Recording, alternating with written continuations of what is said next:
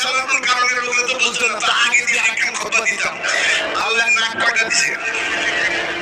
একটা। একটা নাক যদি এদিকে লাগাই অক্সিজেন বেশি পাবো না? কিন্তু মানুষের বলছে এবারে ব্যয়ও বাদামটা ওর কাছে মাইও গিয়ে তোমরা দুই নাক। তাহলে আল্লাহ রসুলের সুন্নত, রসুলের তরিকা হলো ছোট কথা, ওটা কিন্তু ফরজ, কিন্তু তার সুন্নত হলো দুইটা। সুন্নত কয়টা? দুইটা দিতে হবে, তার থেকে একটা দিলেন। আপনি আগে ওয়াজ করলেন ভাই সব